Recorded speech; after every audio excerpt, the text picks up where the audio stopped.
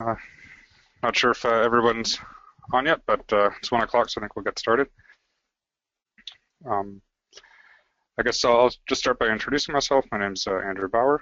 I work with Rockwell Automation in Canada, and I work as a safety consultant. Hopefully everyone can hear me all right. Maybe somebody can just throw up a comment to let me know. And if not, I'm sure somebody will get a hold of me somehow in a couple of minutes. So anyway, this is titled Arc Flash and Electrical Safety, the Canadian Approach. And basically what I thought I would talk about is just the how arc flash is approached and electrical safety are approached in Canada, because it's a little bit different than the way it's handled in the United States. So to start with, we have the Canadian Electrical Code, which is very similar to the National Electric Code in the US. It's written by CSA, the Canadian Standards Association, and it forms the basis for most or all of our provincial and municipal electrical codes. Ontario has its own electrical code, but it's largely based on the national code. There's also what's called a Canadian Labour Code. Now this applies to federally regulated organizations. There actually aren't, the majority of industry and organizations are not federally regulated, so most of those are covered by provincial regulations. And then there's voluntary standards, and the CSA Z 462 is one of them that we're going to talk about in a little more detail today. Let's get my clicker working here. So again, the Canadian Labour Code, that similar to a lot of the provincial legislation, it specifies duties of employers and employees, establishment of health and safety committees, those types of things, mostly administrative kind of things that have to do with health and safety rather than specific technical guidelines. CSA, similar to other standards organizations, and I think I have a slide that compares some of the other ones as well. But it writes industry consensus standards, so those are a lot more specific, and they offer technical guidance. The Canadian Electrical Code is intended for the design, installation, and inspection of equipment. It's not intended for safe work practices specifically. So I thought I would just kind of list the different acts and or statutes and the bodies that enforce them across Canada. I don't have the territories in here. I haven't actually researched how it's handled in the, that's kind of in the far north of Canada where there aren't a lot of people. I'm not sure if it's the federal government that has jurisdiction there or if there's other things in place, but it's almost like a bit of a no man's land, and I haven't had personal experience there. So, but as far as the provinces that most people would be familiar with, British Columbia, Alberta, and Saskatchewan in the west. There's Workers' Compensation Act in BC. A lot of the provinces have something called Occupational Health and Safety Act or something similar. And each province has its own act, and then they have a body that enforces the act. So in BC, it's an organization called WorkSafe BC, and there's a website that I've posted. If you're interested in learning more about how that's enforced in the Act, you can access the body of the Act as well as other information from these websites.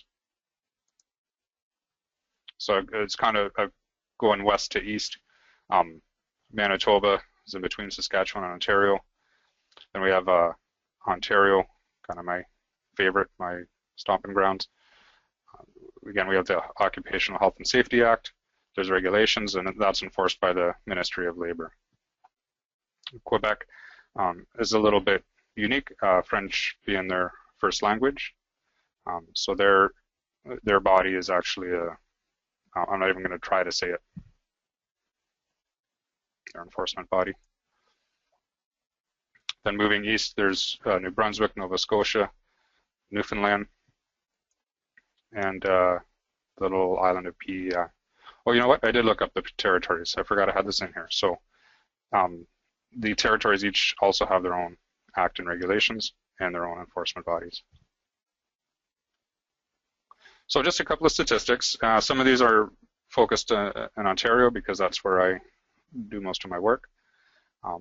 But I thought this might be interesting. I don't know if anyone is familiar with some related or similar statistics in the US, but it might be good for comparison.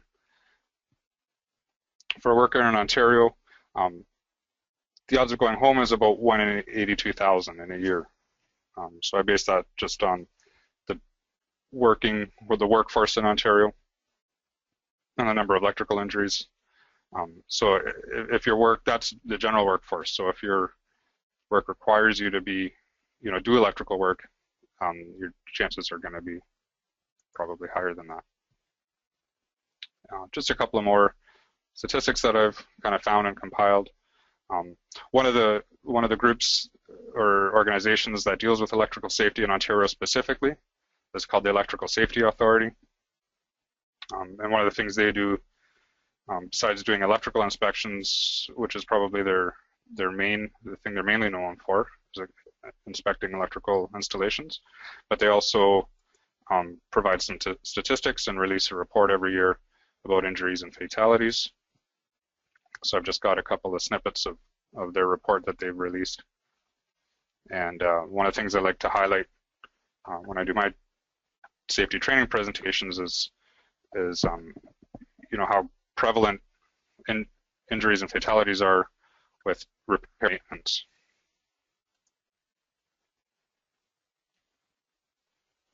And when they look at causes, most of the time it's improper procedure. And it's not always electricians that are getting affected either. So that kind of, I guess, sets the stage for the importance of having a workplace safety standard. I'll give you a little bit of history on the Z462 standard. So it was originally based on the NFPA 70E standard of the US. It was in 2008 was when the first Canadian standard came out. It's harmonized with the 70E, the 2009 version. And at that time, the requirements of the publications were virtually identical. I haven't been following closely the NFPA since then. I've been mostly concerned with the Canadian standards, so I'm not sure if they've deviated a bit, but I think they're still quite similar from what I understand. This is just an excerpt from the Canadian Electric Code. It talks about shock and arc flash protection. This is the part that requires that electrical equipment receive a label to warn of electric shock and arc flash hazards. And then there's also a reference to the Z462 standard in the electrical code. And the electrical code is legally enforceable, although in most provinces Z462 isn't. But it still can be used as a guideline by the enforcement bodies, and it typically is. These are the areas that are covered by the Z462 standard. Covers a lot of things. There's just a few exceptions. So the electric utilities kind of have their own standards and power generation facilities that they follow. But a lot of these, so underground mines, ships, and even some of the utilities and power generation, they're using the Z462 standard because it's more specific and applicable to what they're doing, and they don't really have a similar standard that they can fall back on. So it's becoming fairly widely used.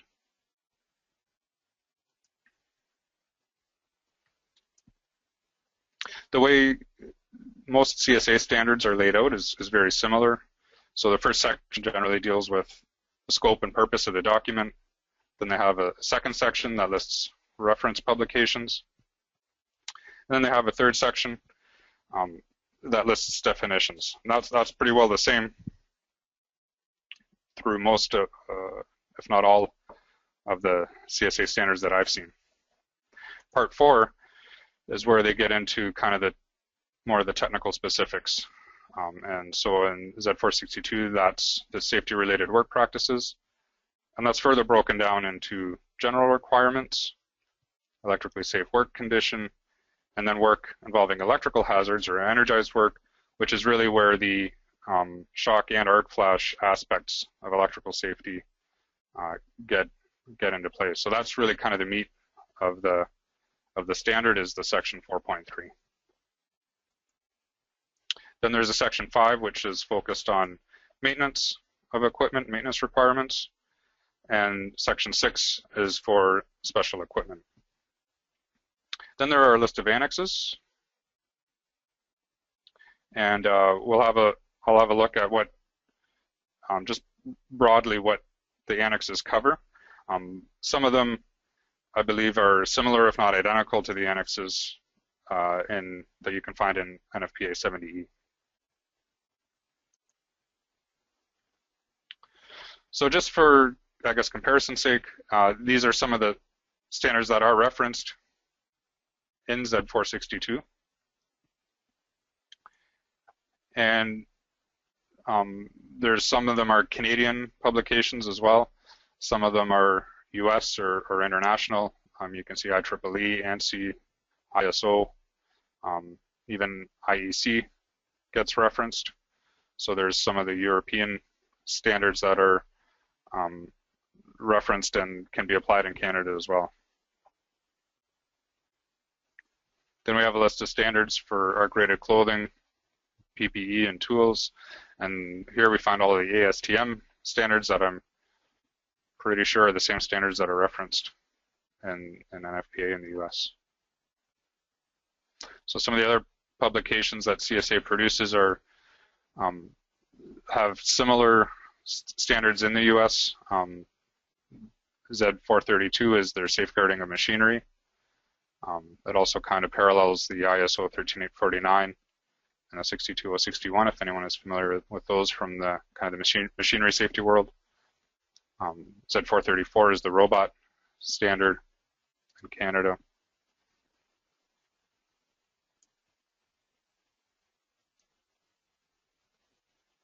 So when we get into clause 4,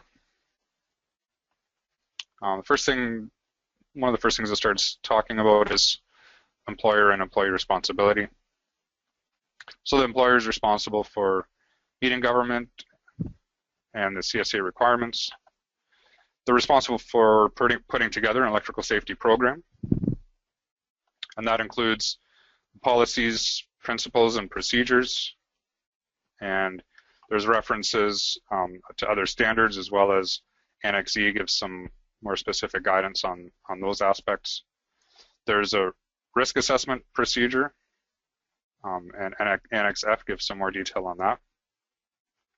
Maintenance of equipment, again, section 5 talks more about that, and there's also a separate CSA standard that deals with maintenance of equipment.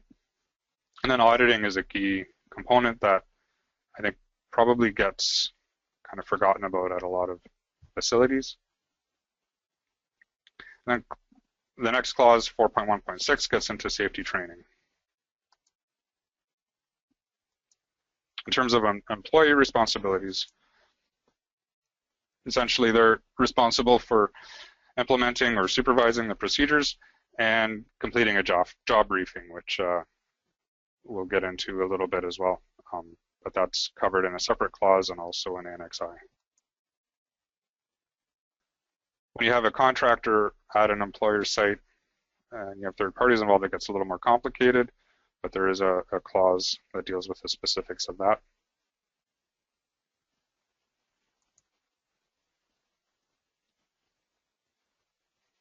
So a little bit of a breakdown on this clause, the electrical safety program, because that's kind of a key point in both the Z462 and the NFPA standard. But here we find references to Annex A in the standard, as well as another CSA standard, Z1000, and a couple of IEEE standards.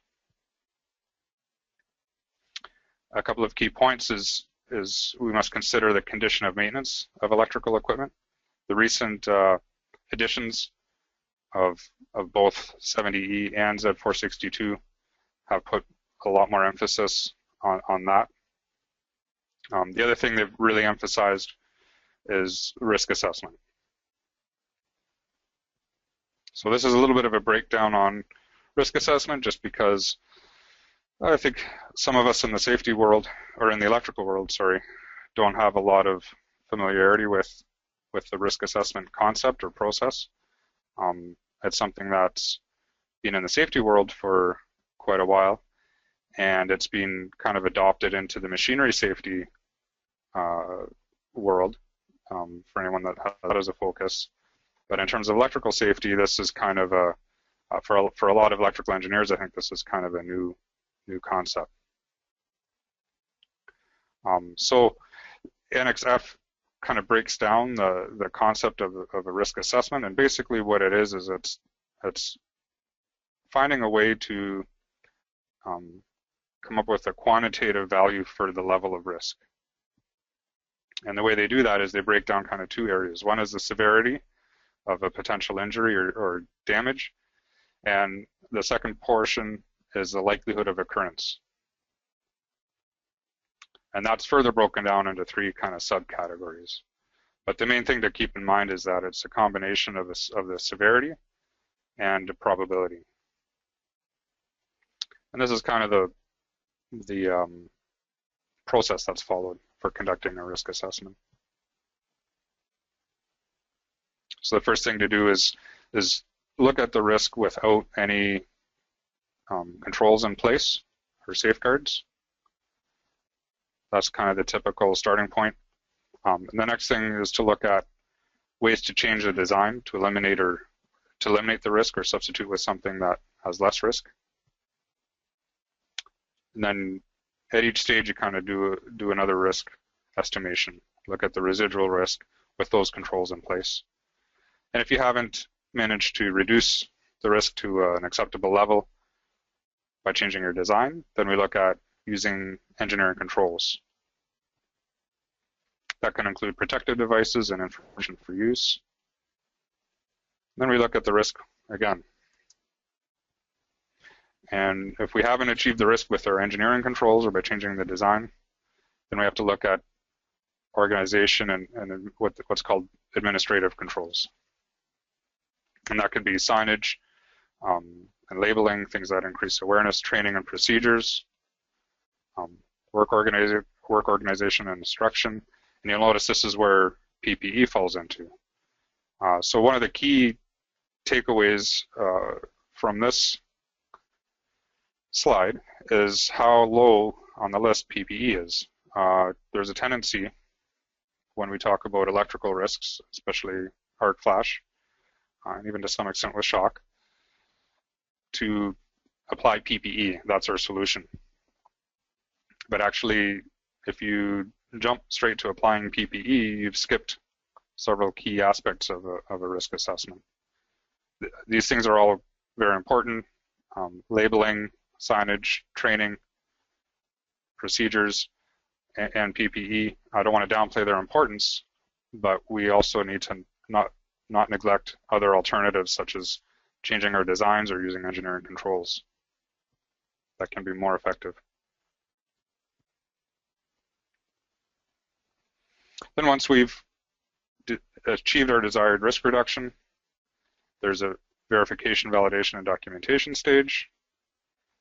And then we go into a kind of a management approach or continuous improvement kind of approach. Key point here, if you didn't document it, you didn't do it. That's a common saying you'll hear a lot in the safety world. So it doesn't matter how good your risk assessment is, if an incident happens and you get investigated, I'm pretty sure this is true in Canada or the US, if you haven't documented what you've done, the assumption is you didn't do it.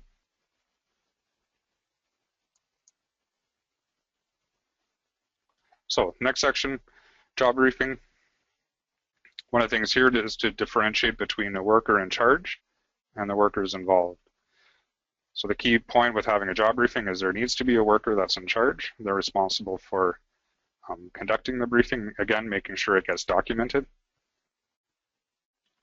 And things that we want are hazards associated with the job, work procedures involved, special precautions, energy source controls, PPE requirements, and if there's an energized work permit required. Something changes while the work is being done, or there's a shift change. In many cases, that may require a second round of job briefing.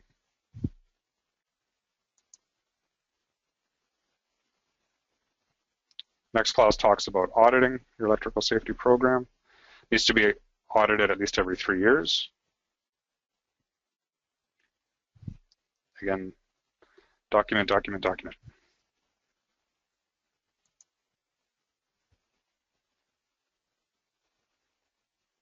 Next section talks about training. Again, the type and extent of training is to be determined according to the risk to the worker. How can we determine the risk? Doing a risk assessment. That's really in the 2015 version of the standard.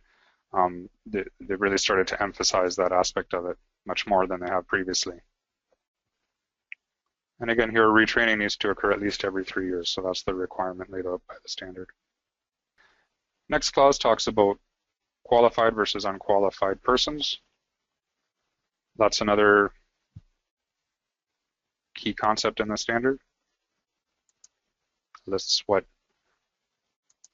basically what unqualified persons should not be doing. The next section talks about use and inspection of test instruments and portable equipment. I'm not going to go into detail into every section.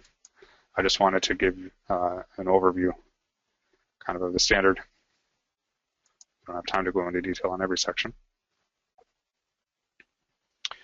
So then we get into clause 4.2.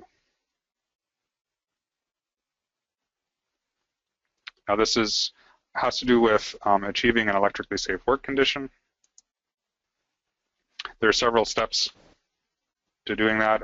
This is sometimes called lockout tagout, although it involves lockout tagout, but there's a little bit more to it. It includes shutdown of machinery and verification that power is off. Lockout is covered in some more detail in section 4.2.2. There's also another CSA standards at 460 that deals specifically with control of hazardous energy, including electrical. That's often called the lockout tagout standard. Now we get into section 4.3, which, as I said, is kind of the meat of the standard. This is why the standard gets referred to as the arc flash standard. So it talks about when an electrically safe work condition must be established, and the electrical safety work practices when an electrically safe work condition cannot be established. So one of the first things it tells you is that energized conductors and circuit parts shall be put into an electrically safe work condition before a worker works within the limited approach boundary. So that's one of the first things it tells you. Some more points, we've actually kind of covered these already.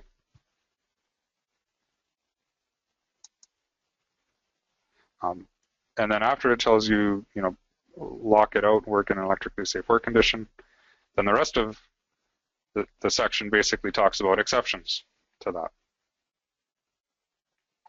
But it's important that, when we're doing work, we don't forget about the first point, which is always work with the power off whenever possible. So some of the exceptions include circuits that operate at less than 50 volts. There's a couple of bit of fine print to that.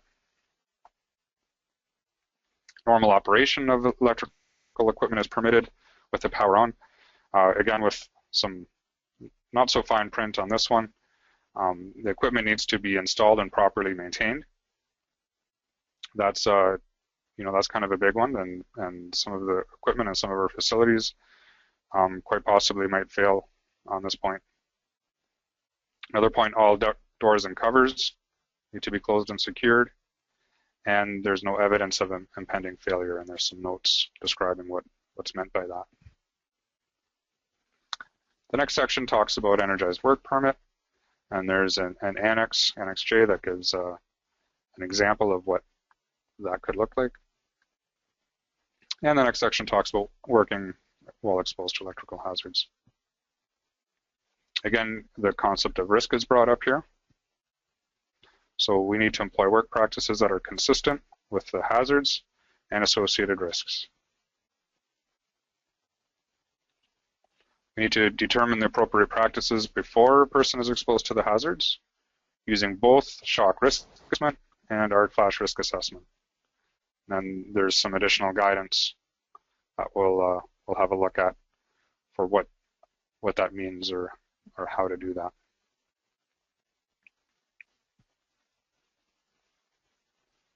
Another requirement is that it's only done by qualified persons.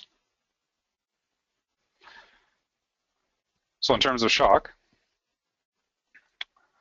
we do a shock risk assessment, and that assessment needs to determine the voltage to which the personnel will or could be exposed.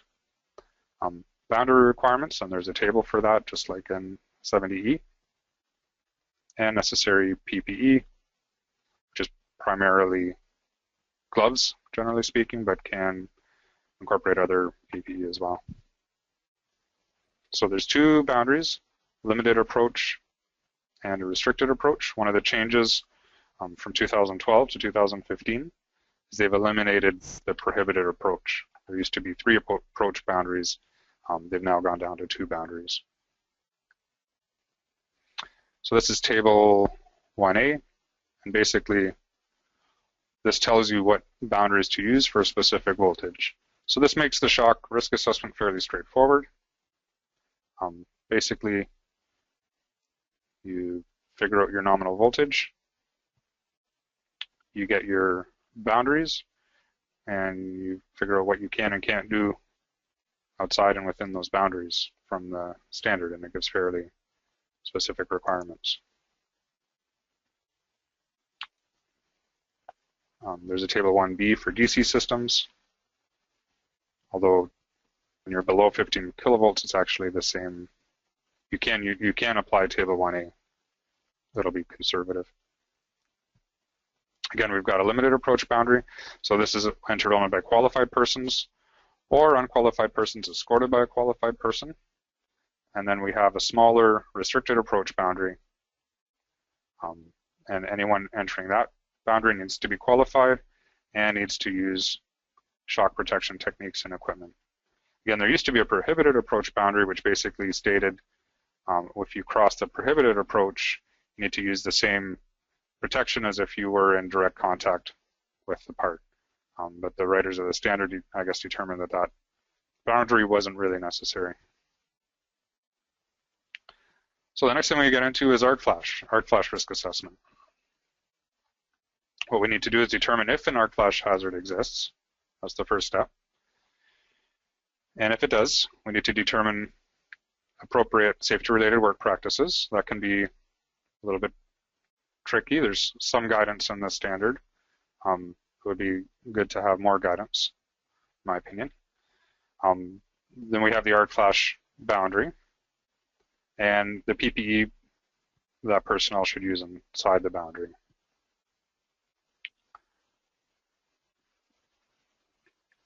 The requirement is that assessment needs to be reviewed at least every 5 years and updated anytime changes are made to the system. It needs to take into consideration the design of overcurrent protective devices, its opening time, and condition of maintenance. That's something that I use EasyPower to do. So the arc flash boundary is the distance where the energy level equals 5 joules or 1.2 calories per centimeter squared, and that directly relates to the second degree burn threshold. there's some tables in the standard that can be used to determine a boundary as well as PPE requirements, but the preferred way is to do an incident energy analysis, which can be found, the calculations for that can be found in Annex D and IEEE 1584, but in reality, most of us use a software package like EasyPower to do that because it makes life a whole lot easier and faster. Once the risk assessment and incident energy analysis have been completed, the boundary can be found on the label applied to the equipment, and that's one of the reasons that we label equipment, so that that information is readily available to anybody that's working on it. So we have two methods for selection of PPE. One is referred to as the table method, but the preferred method is doing an incident energy analysis. From that, we determine the actual incident energy at the working distance. Usually 18 inches is used.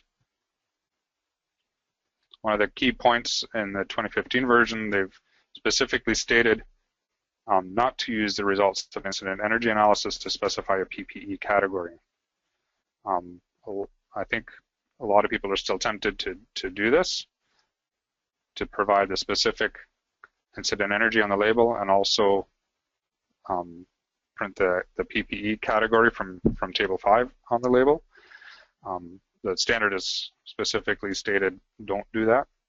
I think there is still a way to do it from EasyPower, but I'm going to have a look at that if we have time. What it does allow you to do is to have categories for PPE. It just doesn't want you to use the table method, mix the table method in the standard with the incident energy analysis method. And that's a little bit complicated to explain, but if you take the time to read the standard, I think you'll see that that makes sense. So if we use the table method, we come up with a hazard risk category, which is different than determining the actual incident energy. And there's some fine print to go along with using those tables. When we get to equipment labeling, again, equipment that is likely to require examination, adjustment, or servicing or maintenance while energized shall be field marked with a label. So if we have equipment that never is going to require any of these things while it's energized, we don't actually have to label it. And in that case, we're assuming, or better yet, we're going to ensure that anytime any covers or doors are removed from that equipment or any work is done, that that is going to be put into an electrically safe work condition. But the information that we put on the label, nominal system voltage, the arc flash boundary, available incident energy, if we've done an analysis, or the PPE category from the tables, but not both. The label can also contain the required level of PPE, minimum arc rating or site-specific level of PPE. So what this means when it talks about a site-specific level, if an employer has done an analysis at their facility and they've determined most of their equipment is below 10 calories, but they have a few pieces of equipment that are between 10 and 40, they may decide to have two levels of PPE available with their equipment, and on the label, they might have a level A and a level B.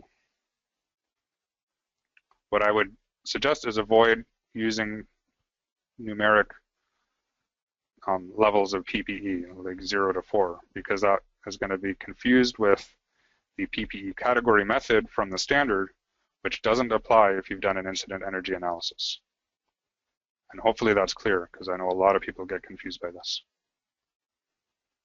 The last thing that's required is the date that the information was determined, so the date of the analysis. I'm not sure if this is a requirement in NFPA 70E. So here's a couple of examples.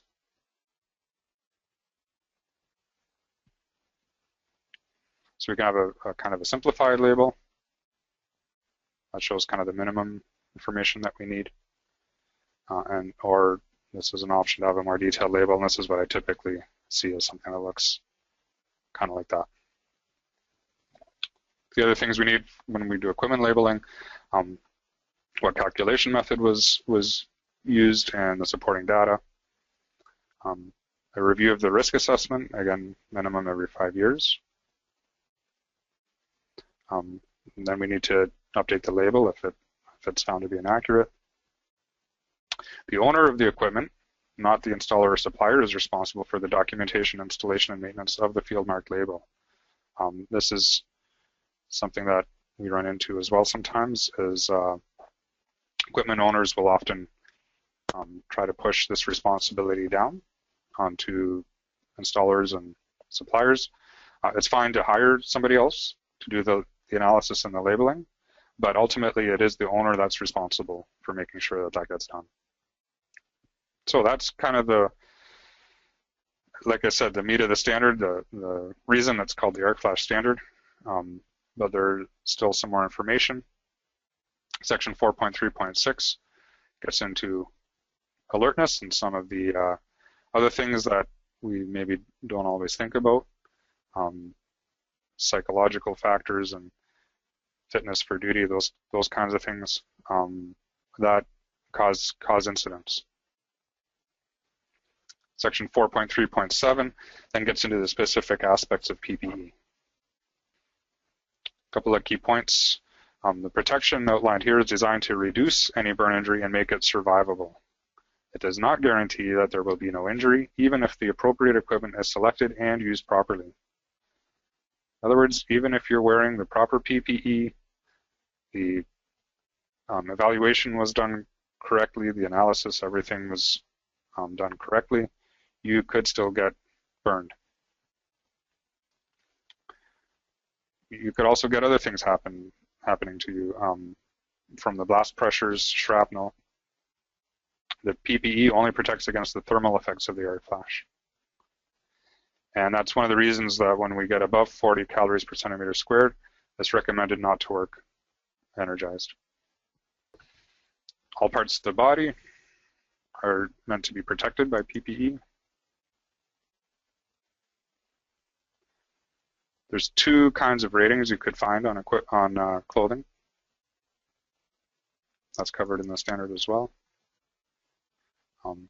This is Table 4A, so this is new for the 2015 version of the standard, and this is a kind of a quick and easy risk assessment is one way to look at it. It's a way to determine whether you need arc flash PPE for a particular task. And this basically gets into the probability of an arc flash happening. And for some of these tasks, the probability is considered low enough that you don't need PPE. That's essentially where this table comes from. It's a very handy table. I recommend applying that. Table 4B is what used to be Table 4A in the old version of the standard. So moving on, Section 4.3.8 covers work around overhead lines. Then we get into underground lines, cutting and drilling. Section 5 and Annex B talk about proper equipment maintenance. There is another CSA standards at 463 that is specifically about equipment maintenance. Another key point, maintaining the electrical drawings, keeping them up to date and accurate. That's a key aspect of your electrical safety program. Some notes on the maintenance requirements in the standard. Section 5.3.5 talks about protective devices specifically. Very key point here regarding the opening times of especially breakers. And the rest of Section 5 talks about other aspects of maintenance. And then Section 6 talks about some specific special kinds of equipment like batteries, electrolytic cells, lasers, and power electronics, research labs. And then we have the annexes. So Annex A is basically all about implementing and aligning with other occupational health and safety standards and integrating your electrical safety program into your overall health and safety program. Annex B talks again about maintenance requirements, safety-related electrical maintenance. Annex C has some more information about limits of approach. Annex D is the calculations. Annex E is kind of a sample electrical safety program, has some sample policies and procedures. Annex F is the risk assessment procedure that we ought to look at. Annex G has a sample lockout program.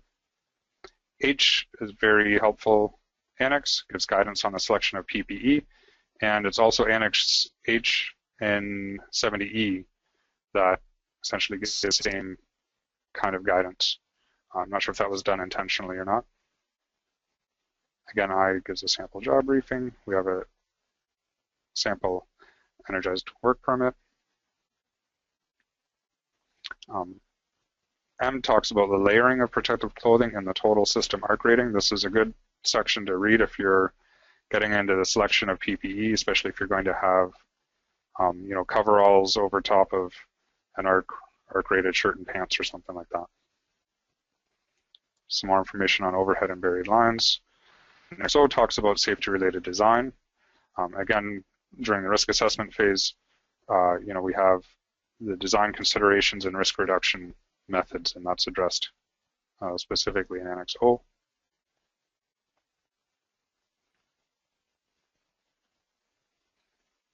Q is, I find very helpful, talks all about how to design an arc flash label. Annex U talks about some of those human performance factors, fitness for duty is also very important. And that basically sums up the annexes, which basically sums up the standard. So key points, equipment should be placed in electrically safe work condition before doing any work. That's whenever possible what we want to do. The shock and arc flash risk assessment, key points, and there's much more emphasis on that in the most recent version of the standard. And there's factors that can influence the level of risk. So design and condition of maintenance, we talked about training procedures, documentation, signage, and labeling, and the human factors. I think what I'd like to do, I want to save some time to answer questions, but I also thought I would show an example of how I go about producing a label that might be a little bit different from how you might produce a label for the US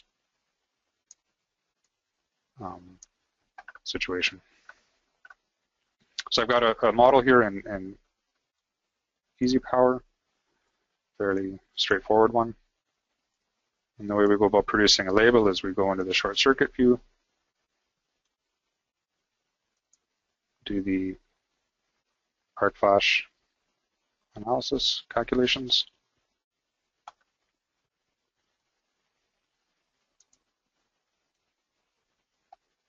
From this view, when I have this table up, I can produce our design labels.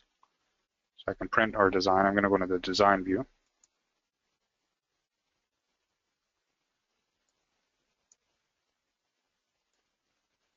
There's several different templates you can select from.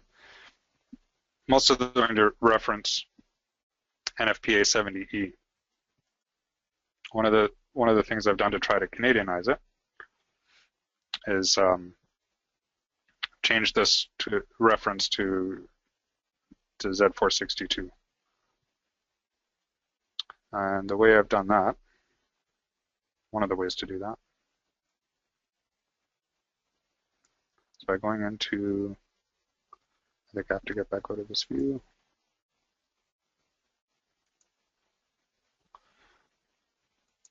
By going to the library, I don't know how many of you are used to editing the library.